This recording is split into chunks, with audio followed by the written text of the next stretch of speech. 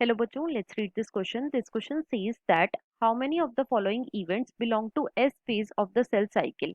तो बेसिकली इस क्वेश्चन में हमें 4 इवेंट गिवन है और हमें बताना है कि इन चारों इवेंट में से ऐसे कौन से इवेंट है जो कि सेल साइकिल की एस फेज में होते हैं।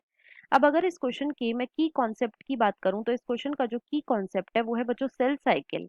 Late me write it over here, it is cell cycle. अब सबसे पहले तो देखो जो सेल साइकिल है बच्चों, इसके अंदर मेनली दो फेजेस आते हैं। एक होता है इंटरफेज, फर्स्ट इज इंटरफेज, और जो दूसरा फेज होता है उसे हम बोलते हैं बच्चों एम फेज। अब देखो जो इंटरफेज होता है बच्चों, इसे हम प्रिपरेटरी फेज भी बोलते हैं।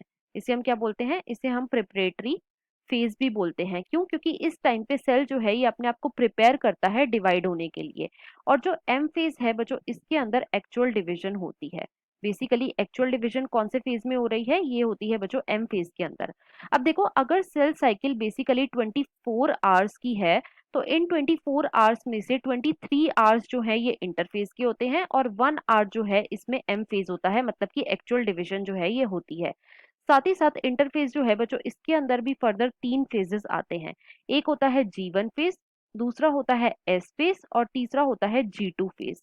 अब देखो G1 फेज के अंदर क्या होता है, सेल जो है ये अपना साइज जो है ये इंक्रीज करता है, मतलब बेसिकली सेल जो है ये अपने आप को ग्रो करता है, राइट। एस फेज के अंदर क्या होता है? एस फेज के अंदर होती है बच्चों डीएनए की रेप्लिकेशन।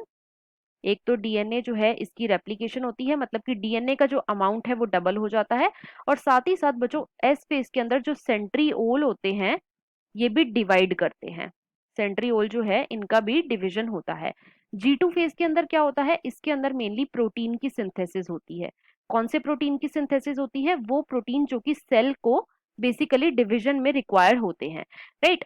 साथ ही साथ जो एम फेज है इसके अंदर भी मेनली दो फेजेस आते हैं। एक होता है बच्चों कैरियोकाइनेसिस, फर्स्ट इज कैरियोकाइनेसिस, जिसके अंदर क्या हो रहा है? जिसके अंदर न्यूक्लियस का डिवीजन हो रहा है। और दूसरा फेज होता है बच्चों साइटोकाइनेसिस, साइटोकाइनेसिस, जिसके अंदर साइटोप्लाज्म का डिवीजन होता है।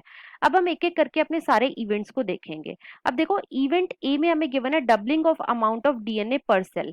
तो यस, ये हमें एस फेज में देखने को मिलता है। एस फेज के अंदर डीएनए रेप्लिकेशन होती है जिसकी वजह से डीएनए का जो अमाउंट है वो डबल हो जाता है।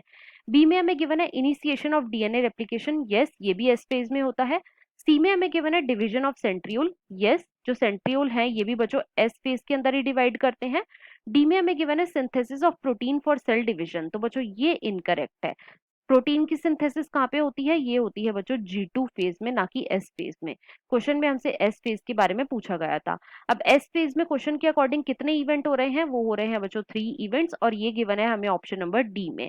सो इस क्वेश्चन का जो फाइनल आंसर हो जाएगा वो है बच्चों option number D, that is 3 events. I hope you understood it well. Best of luck.